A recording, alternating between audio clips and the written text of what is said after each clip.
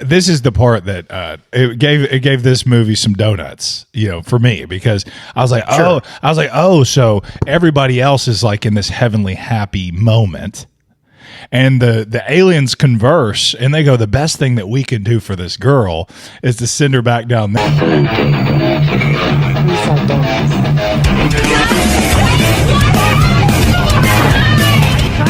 Hey everybody, welcome to Blood and Donuts. I'm Tony. And I'm Chris. What's up, everybody? Thanks for joining.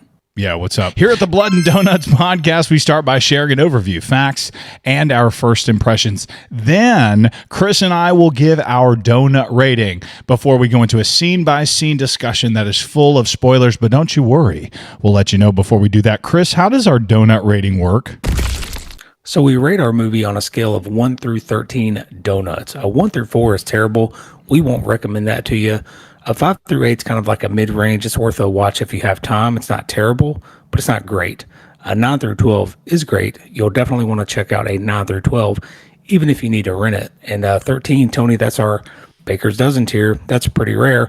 We would consider that a perfect horror film, maybe even discussion of best of all time. No One Will Save You is a 2023 American science fiction horror film written and directed by Brian Duffield. The film stars Caitlin Dever as a young seamstress living alone. Shunned by the local townspeople, she must fight off a home invasion by gray aliens and their associated parasites that has unexpected consequences. Yeah, I mean, this movie really has a lot to say, I think, and the fact that they don't say anything. Yeah, very unique. The script contains less than 10 spoken words of dialogue, making this nearly a silent film in that regard. Yeah, I thought it was pretty unique. I think that's the right word for it, unique. We'll say that. Hey, what was the budget on this thing? $10 million. Okay. $10 million. I mean, I thought the special effects looked pretty good. I mean, it kind of brought me back to the late 90s, but I really dug it. So on this film, I thought it was a clever story and unique with a small budget, and I like the third act. And I like the story that he makes you think there at the end. So like her situation, I'm trying not to spoil this, her situation, what she's been through, and then how he ends it. I love that part of it. What you just described, the CGI effects are not my favorite. So I thought the aliens themselves did not look that good. Again, it's a Hulu original. It's $10 million. They went with a very basic alien design, and in horror films and in alien films, you remember, Alien and Alien versus Predator and stuff like that. Sure. Those classics, they really hide the alien, so you don't get to see the alien that much. So he's kind of in the shadows and stuff like this. This one shows some just straight on shots of just like it's, and the CGI is just not that good. You know what I mean? So that's where I think this film suffers on that. But I think the story itself is clever. Yeah, I agree. I read that the alien design was based on like sketches done in the 1950s, described by people who were abducted. Okay. So they kind of compiled all of those drawings into, probably a program or something, and kind of came out with this average model of what people in the 50s thought aliens looked like, at least. Yeah, that's what I'm saying. It's very, very like stereotypical alien. So they didn't go too crazy with it. In the trailer, I'm not spoiling this. In the trailer, there is like a spider type of alien that you do see, and I guess that's a little bit more original. And some of the ways that the alien moved and cracked its back and neck and stuff like that, I thought that was really cool. And the alien itself, this invasion is they're kind of like parasites as well. There's like a parasite type of deal that that alien possesses. It's kind of like when the in the original Alien, where they have like the pod, the thing that attaches to your face, like implants something into you. It's kind of like that, but it's not all of that. But they kind of put a little. You're right. There's a parasite aspect to it, and the aliens are a very cohesive society. Very cohesive in the fact that they kind of work together and as one in this very unique thing. And it's not like your typical alien invasion where they just come in shooting guns. You think of like Independence Day where they just drop lasers and it's a very it's kind of a peaceful takeover.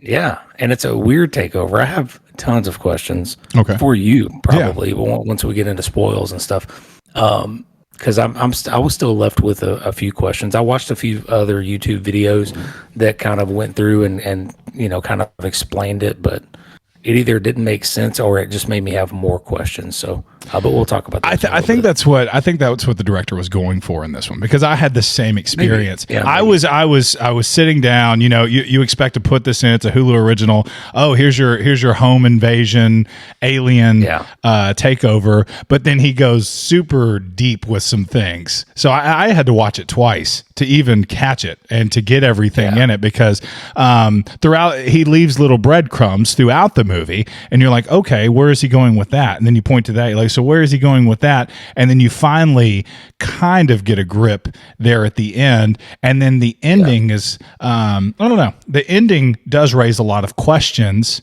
But I like it. I like an ambiguous ending, even though it's not really ambiguous, but it's very thought provoking, and it leaves you. It's not ambiguous like The Thing, where there's like one big mystery to solve. It's ambiguous that it has a bunch of more questions that come up, and your mind is just free to speculate on multiple different facets versus one thing. Like The Thing was. Yeah. But I read somewhere that they were like halfway done with the movie, and somebody pointed out to the director, like, hey, there's nobody talking in this thing. And then he just kind of made that as the baseline of like, okay, we're not going to have anybody talk in this thing. Did you set out to make a movie without dialogue, or did you come up with this idea and as you were fleshing it out, you're like, wait a minute, I can do this without dialogue?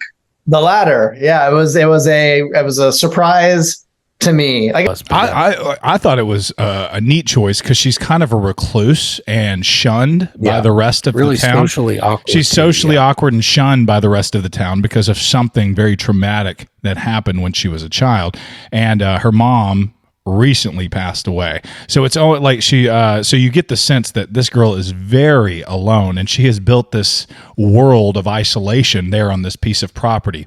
And so like when those aliens come and you see that title card, "No One Will Save You," it really fits. Like she's in this by herself, but it's not just no one will save you from this, it's no one will save you from your past as well. And there's all these things. No one even likes looking at you. That's the truth. I feel sorry for this poor girl. Caitlin Deaver's performance, she had to rely heavily on like nonverbal action. There was no words in this. So she's just using a lot of facial expressions and physicality. I thought she was great.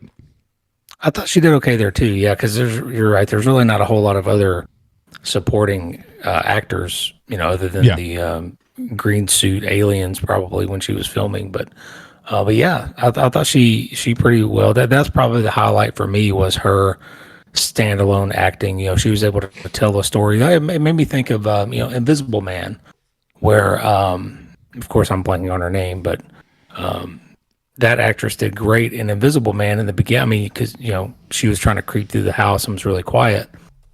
That told a story just without saying anything. Thank you for looking it up, too. Yeah, I'm looking it up for you, man. Elizabeth Moss, of course. Yes. Yeah. She was great. And it kind of reminded me of that kind of acting where you can say a lot without saying anything. Yeah. Elizabeth Moss's performance in the 2020 Invisible Man is incredible. Standout. Yeah, very standout. A shooting location primarily in and around New Orleans, Louisiana. Rotten Tomatoes score holds a solid rating of about 80% critic score currently. Wow. Yeah, very That's high. interesting. It seems like it has a cult following. Ooh. No, but it's funny, when I was looking for facts, I saw like some quotes for the movie on like IMDb, and it just said like click, click, bois, click, click, click, bois. Like that was what the alien was saying. So it was just a bunch of clicks and groans. I thought that was pretty funny because it like actually said it all out there. It was pretty funny. I really enjoyed No One Will Save You. The story is unique. and the way it all played out, especially the ending. I thought that was very clever. Dever was great in it. I think she pretty much carries this whole thing. Her performance totally worked with not much dialogue. We talked about that. The alien designs were okay, but the CGI definitely showed the budget.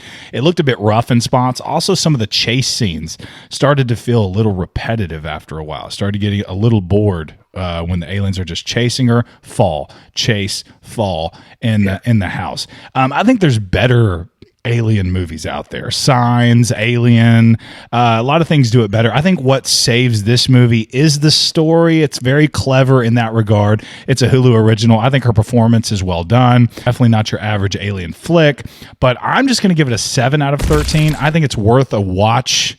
I'm not going to purchase it or anything, but it's worth a watch. Sure. And just because I think it is a clever story, and it's free on Hulu. So and you know what? It's PG-13 too, Chris. So people can watch that with their families if they want to. Yeah, it's Hulu and Disney Plus. I guess there's a combo there. So, oh yeah. If you got Disney Plus, you can watch this thing, and it's pretty. I mean, PG-13. Teenagers could watch it, no problem. I think younger than that, you may want to. Maybe that's why it's rated PG-13. There's a little bit of stabbing aliens and stuff like that in there. Yeah, a little bit. She gets a bit stabby, doesn't she? Yeah, she does. Yeah, she's a little stabby. She's a bit known for killing. All right, so I didn't really like this movie very much, Tony. I thought that some of the alien stalking scenes were good in the beginning. I thought the special effects, like I said, I kind of joked on them, but I thought they were kind of fun. It's almost like it was retro on purpose. And I think the music kind of helped out the acting a lot, especially in the third act, like you mentioned. Okay. It's really, strings you along. It's really heartfelt with the tone that the movie's going for. So I thought that was good. And like you said, her acting was pretty good as well. And I think that just because you can make a movie with no talking doesn't mean you should. I think it gets its point across, but I mean, I was like Googling the meaning of the movie while I was like in the third act of it. I was like, what the hell is going on? Again, though, I can't recommend it. I'm going to have to go with a 4 out of 13. Okay. I think if you want an alien movie, you hit a few of them. Alien, Arrival, Signs, Mars Attacks, Independence Day. Hell, even the last video of VHS 2, Slumber Party, Alien Abduction. You think that's better than this? I hated that. We hated that. As a whole. VHS 2 as a whole, that includes that. Oh, okay. Those aliens look very similar to these. They did. The dog really sunk that one. But yeah, so I'm going to go with a 4. I'm not going to go to work and be like, oh man, you guys got to go check this out. I get it. I just can't give it the Chris stamp of approval. So 4 for me. And I get that, but after I watched it at the end, I walked away with some questions, and the fact that it was thought provoking and it all came together in that moment. I might just talk about it at work now. So I did. So that's why it's a little. I think that's a little bit different for me. Well, so question for you. So you say you watched it twice. What was your thought after the first watch? What were you thinking? Well, the first watch, as far as I wanted to go back and catch everything. Because first off, I spread out my watch. So I watched about half of it, and then I had to go back and watch the other half. So I finished it, and I wanted to go back and see the little breadcrumbs from the beginning. You know what I mean? So, and we'll talk about that in spoilers a little bit. During that scene by scene, there was some things that I had forgotten and I had missed. And some things like she visits a grave in the beginning, and I didn't know whose grave it was. I had forgotten. But now on the second watch, I know. And then it all came a little bit together in the second watch for me. And I also had to go to. What'd you say? It's just ill-timed logically. Like aliens are chasing her, and she's like, I guess I'll go stop by the gravesite and check out the grave. No, that was a separate occasion. That was before the aliens came. No. Yes. No, when the big clouds were coming and they were coming for her. That's what made her start running. At the very beginning, she stops by a grave. Oh, at the very beginning. Oh, okay, and she brings flowers, but no, there's no alien invasion at that point. Not yet. Right. But then she stops by later when the aliens are But chasing her. yes, and you're but like, this oh, is shit. that's a different person's grave, and she doesn't stop by. She just happens on it. Sure. She wouldn't normally go to that grave on her own because the parents of that person do not like her. So, which when she's visiting this other person, she does see those parents at that graveyard at the beginning of the movie. I missed that on the first watch, so I had to go back and watch it. Yeah. If you haven't seen No One Will Save You, it's on Hulu Disney. You can watch it right now. Chris does not recommend it. I do recommend it as a watch. I think you should watch it at least once and just enjoy it. It's got a cool little story there.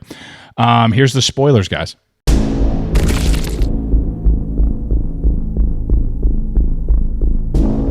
Brynn is a seamstress still living in her childhood home who mourns the loss of her mother and best friend Maud. She copes with these losses by constructing a model town in her living room. A past event appears to have turned the entire town against Brynn. So she leads an anxious, solitary, and withdrawn life. One night she awakens to discover that an intruder is in her house. She quickly realizes the intruder is a humanoid alien. Brynn attempts to escape, but is stalked by the intruder. When the alien uses telekinesis to subdue her, Brynn accidentally stabs it in the head with the broken fragment of her model town school bell tower, causing it to release Brynn. Accidentally stabbed it? Nice try, Brynn. You did that on purpose. I just heard that. I did not catch that when I first read through this. Accidentally, my ass. I did love the stalking scene here, where she's kind of going through her daily routine. She's, got a package from the mailman and she's like trying to dance to the song, trying to learn how to dance. She's living in her own little world. And then like night comes and then, home invasion, what's she going to do? So, but it's really cool. I did like the stalking scene here. Yeah, so it opens up, like you said, she's just in her little house. She seems a little neurotic about how things are. You find out a little bit later that her mom has just recently died. And in a memory, you do get to see her building models with her mother. It's something they probably enjoyed together. So she has this model town, and it probably reminds her of her mother, which for a long time, since she was 12 years old, something very traumatic happened. Her only friend was her mother, right? So when her mother passed, she has nobody left in the world. And you see that because she goes to town to kind of run some errands. She stops at a stop sign, waves at a dude scoffs at her. She practices smiling in the mirror. Yeah. So she can not seem crazy. She's so socially awkward in that regard. And she doesn't answer the phone. She just if the phone rings, she just kind of picks it up and hangs it up. I was like, "Ooh, she's gonna talk." And I was like, "Oh shit." Okay. Yeah, there's just a lot going on there. I love the house itself. I love the property that she has. Sure. And she walks outside at the beginning, and there's actually like a circle in her yard where an alien has obviously been there. She just gets the hose and starts watering it right away. She's like, "Oh, I guess," And so I thought that was that's one of those breadcrumbs you're talking about. Yes. And she's taking a package. I think at the beginning or a little bit later on, it shows her writing a note. "Dear Maud, it's been a long time since I've seen you," all this stuff. We'll find out a little bit later that she killed her best friend on accident, just like she killed spoilers, you can let it out. Just like she killed that alien on accident. So what you're saying is, Brynn, I'm seeing a pattern here. You didn't kill that alien on accident, and you didn't kill your friend on accident. You have issues, and there's a lot more murder to come. I bet you shouldn't be around the public. Or the reason. So then the aliens drop by her house. You got like this. I mean, it's just walking and just kind of creeping around the house, kind of creepily. I like these scenes before you actually see the alien. Oh, with it's walking on its feet. Yes. But its feet are like fingers, and the fingers like scuttle along. I enjoy that. I thought that was really good. Yeah. Let's talk about the aliens' powers a little bit. What did you notice? Very powerful aliens. I think. Yeah, telekinesis straight off the bat. Apparently, some kind of sense that they know what's behind them and stuff. Because later on in the film, she's trying to creep up on one, and he just kind of flicks his wrist, and then she goes flying through the wall. Yeah. So telekinesis, some kind of other sense of their surroundings, maybe. But the first one here takes a minute to locate her. You know what I mean? Yeah, he's very methodical, takes his time. They don't seem very violent at first. It seems like they just want to trap you and get this parasite inside of you. And and we get to see a little highlight, and we'll get to that a little bit later, of what it's like to be under the aliens' parasitical relationship. Yeah. Brynn discovers all electronic devices are rendered useless after the aliens' intrusion. She abandons her car and the alien's body before heading into town. She passes her neighbor's ransacked house in an overturned mail van as she makes her way to the police station. At the station, Brynn unexpectedly encounters Maud's parents, who happen to be the chief of police and his wife. Maud's mother looks at Brynn with contempt and spits in her face and walks out of the station. Ooh, and yeah, again, a lot is being said with no words. Obviously, you can tell that the townspeople. It's almost like they don't fear her, but they hate her. Like everyone in town or everyone who's outside. Yeah. At that point, I mean, when she walks down the sidewalk, people just are looking at her like, what are you doing out here? Like it's a kind of a weird situation. I was trying to put myself in the shoes of these townspeople, and if you had two friends and one was brutally murdered by rock to the face, like, oh, she got pissed off and I mean bludgeoned her with a rock, I guess you would just be taking her word for it. She would be shunned by the town. There would be people, maybe even you, Chris, saying that she should be locked up for life. Like, why is she, what is she doing out? She killed sweet little Maud. Yeah, you got a good point, especially in a smaller town where it seems like everybody there knows everybody else and everybody's lived there for decades. Yeah. You know what I mean? Like, it's not like a big city where nobody would give a crap, but it's like, oh, little Maud, I remember when she was born, and then the entire town hates our main character here. Yeah. But Brynn obviously loved Maud. It's Brynn, her obviously loved Maud. It was her best friend. She has pictures everywhere. Nobody is more tortured by the death of Maud than Brynn, obviously, which is typical for most murderers. No, I'm just joking. So she's very tortured by this whole thing, and it is a sad existence that she is living because of this horrible accident that happened when she was 12 years old. But you don't know that as the viewer. You're just watching her. You're watching her make a note to Maud. You're watching the townspeople shun her. You're seeing these people. She walks into a police station for help. She finally musters up enough courage to go speak to somebody at a police station. She's getting invaded by aliens, and she walks by these people, and the police chief himself spits in her face, or his wife does. And so you literally feel like she's in this alone. There is no help coming. And I gotta say, here's where the logical side of Chris starts going. It doesn't matter if they slapped you in the face and spit on you. There's a freaking alien in your house. Yeah. Tell somebody. Yeah. Sounds like you need to. Now, going back, and when I rewatched it this afternoon, I was like, it wouldn't have really mattered in the end, because as she's driving in the next scene that we'll see here, it gives you like an overhead shot, and you can see all of those little circles are like everywhere. Yeah, so it's almost like they're already all invaded or something. So it didn't seem like it didn't seem like the town square was, but on her way, it seemed like the invasion has already started very methodically around her house and around her neighborhood. And and she just gets on a bus out of that police station, and she just out of town. And we're going to get that right here. Yep. Brynn decides to flee. So as she's riding a bus leaving town, several passengers attempt to restrain her, all of them whom have been possessed by other aliens, and chase her. She comes across a deserted church and visits Maud's grave, only to spot a group of people who appear to be under the influence of small tentacled creatures that slither visibly beneath the skin of their throats. At Brynn's home that evening, a glowing light carries the alien's corpse out of her house, and Brynn is forced to fend off two more creatures. After an intermediate fight with a smaller alien. Brynn impales it through a wardrobe with a broken mop handle and slams the wardrobe door on its head on accident. No, I'm just joking. I added that on accident part. I'm sorry.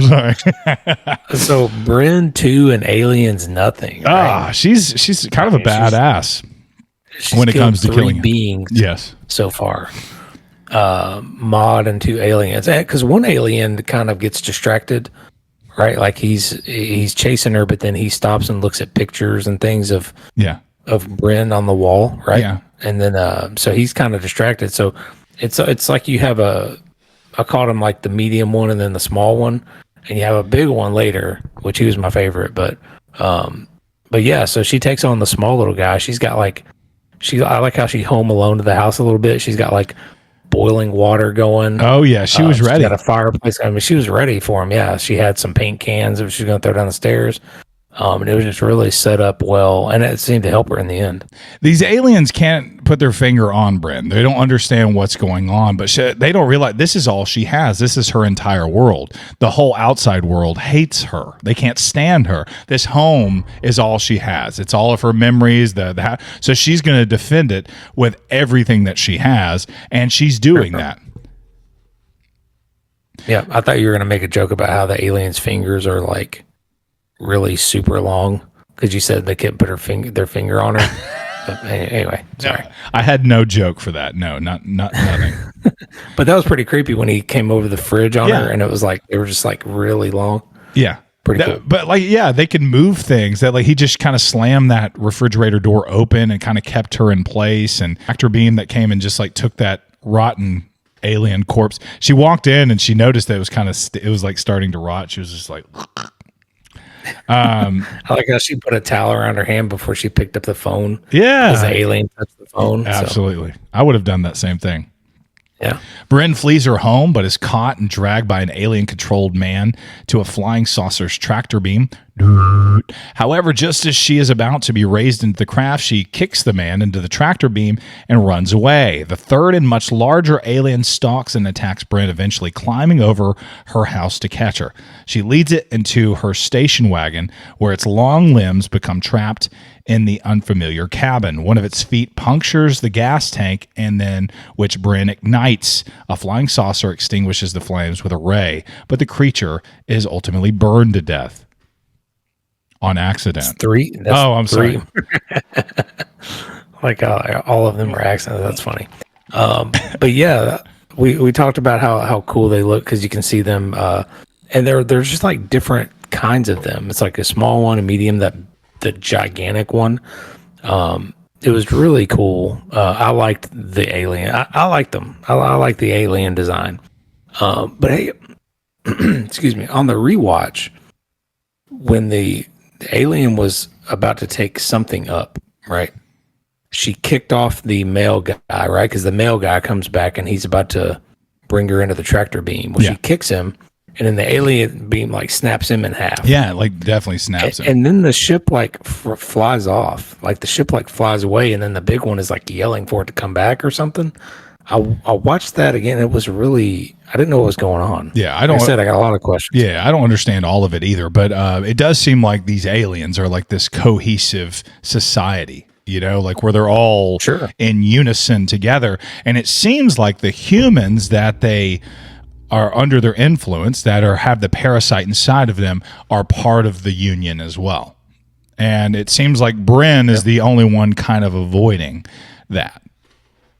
Well, yeah, she keeps killing them. I'm surprised they haven't just cut their losses. That's what I'm saying. After running back into her home, a humanoid alien telekinetically throws her through a wall, and she is restrained with a red ray.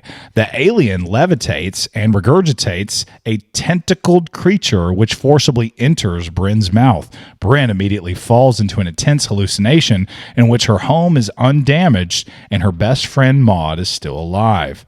I just want to stop it right there because this is what the aliens are putting the townsfolk under. This is this happy feeling, this happy, we're going to bring you to a joyous time. Your home is all perfect. Your friend is still alive kind of thing. And but Maud avoids it. Maud knows it's not true. You know what I mean? Brynn, you talking about Brynn? I'm sorry. Brynn knows that this is not true, that Maud is gone, because she lives this every day. So it's like very like, no, like, you know, she says, I'm sorry. Yeah. She kind of like, but she goes, no. And she avoids it. And she actually reaches in and pulls this parasite out here in a second. The rest of the townspeople are perfectly fine in a happy moment. Yeah. You know what I mean? Yeah. They're just in like a heavenly bliss or yeah, something. just very, very bliss. Everything's good in their life. Yeah, exactly. She breaks free of her hallucination and tears the tentacled creature from her mouth. The alien summons a flying saucer and it levitates the tentacled creature and causes it rapidly to grow a body double for Brynn. The Brynn double chases the real Brynn into the woods. Yeah, see, it lost me at the body double part because at some points I couldn't tell who was who. Yeah. Like they were different, but one of them was dirty and then the other one got dirt. I don't know. So that was kind of a weird thing for me. And I guess I'm not sure what the aliens' end goal is. Like, I guess they come to invade and they're just kind of, I guess it's to spread their parasite, right? Well, into as many as they can. I think as many as they get the parasite into, it's a very peaceful invasion. Again, they're not blowing up everything and all this good stuff. They're kind of just taking them into their unit. You know what I mean? So whoever why the need for the body double? What's the body double? Yeah, so I don't understand the body double at all. I don't know if the body double is there to it's like a fishing lure. You know what I mean? To lure her in. To me, it just seems like another power that these aliens have on their big list of power. Very powerful, even though this girl keeps taking them out. But I don't understand the body double 100% either. Oh, okay, gotcha. But the body double is not there long. That's where it was getting me. Yeah, because an accident happens here in a minute, and yeah. The Brynn double catches Brynn and stabs her. But Brynn accidentally kills it with I had the accidentally every time. I'm sorry. She kills it with a box cutter and escapes to a deserted road. There she encounters a huge alien before being sucked into a flying saucer. Inside, Brynn is mentally pushed into memories by a group of humanoid aliens, forcing her to remember the event that turned her entire town against her. During an argument in a field, Brynn is knocked to the ground by Maud, and she strikes Maud in the head with the stone, killing her. This is where you find out the first time. The aliens converse with one another and then return Brynn to Earth without a tentacled organism controlling her actions. Yeah, and that's probably the true, real, only accident that Brynn does. And like I said, this part of the movie is really good with the music and the acting, because as soon as the rock like hits her, like it freezes and everything's red, and the music is really sad. You can just tell this is the moment that changed changed Brynn's life trajectory, forever. Absolutely. And I this is the part that made it gave this movie some donuts, for me, because I was like, so everybody else is like in this heavenly happy moment. And the aliens converse and they go, the best thing that we can do for this girl is to send her back down there where everybody likes her again. You know what I mean? Where everybody accepts her and takes her in. That's the best thing we can even do for our community. It's the best thing we could do for her. And, as opposed to like killing her, because they don't do that. They're not into killing people or anything like that. So they just send them back down. I just thought that was a really cool idea. And what I'm surprised too, they must just be really just into mind control and just really pacifists where they don't fight, because like she's taken out like 4 or 5 of them things now, and they're just like, man, damn, we lost Marty, Jeff, Rodrigo, and the others, but we'll keep her alive. So that's a good point. So when she stabs that first alien at the beginning, she comes back with no remorse on accident. She comes back after she comes back home, and there's a slime trail coming from the alien. So that's what I'm saying. Maybe she hasn't really killed anything. Maybe she's only killing suits. Does that make sense? Like the parasite is in there and gets away and just dumps the body. Yeah, I could see. I guess so. Yeah, that could be possible. So I don't know if she's really killing anything. Like she's doing a lot of damage, she's getting away and all this stuff. But I do like the aliens, like you said, they were kind of like looking at the memories inside of her house, trying to piece all of this together. Then finally they bring her up in the ship. They're like, let's look into her memories and see what's going on, you know. And I just thought that was a cool scene. Yeah, no. Sometime later, Brynn lives in an undamaged home. Every other resident of her town's now evidently under control of the aliens. And yet, in a stark reversal of Brynn's life before the invasion, the townspeople are quite neighborly with her. The end. All right, so our next movies are no. No, yeah, so final thoughts. I mean, yeah, you know, I can kind of see your point on a few of those things. Man, the no talking thing was too experimental for me, maybe. And the aliens' motives and stuff like that. And I need some logic to happen. I need some logical things to happen. Just a couple. Yeah. For me to just really enjoy it. But yeah, man. I mean, Again, I enjoyed it because I felt like this is I feel like this would have been a good novel. You know, you read books. Oh yeah. I just feel like this would have been a really good novel. I feel like he had $10 million. This is what he put forth, and the only thing there would have been words in that.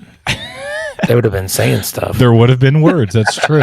But what they had to take away, the things that took away from me were just like budget issue type deals. You know what I mean? Like it was a lot of repetitiveness with the CGI aliens. Were not. I mean, again, like you said earlier, some of the like stalk and fall down and run, and she can get away from them and then she, takes a break and then she's running again. Yeah, it was very repetitive in that regard. I agree with you in that. And like a movie like Signs, the cornfield, you know what I mean? And you're flashing a light, that stuff's creepy as hell. This one, this one did a little bit of that, but it just did straight on Alien, it just did straight on Alien. Yeah. So, but again, the thing that saved it was the cool story. I mean, I really enjoyed the story of it. I think that's very thought provoking, very clever. That's why I think it's worth a watch.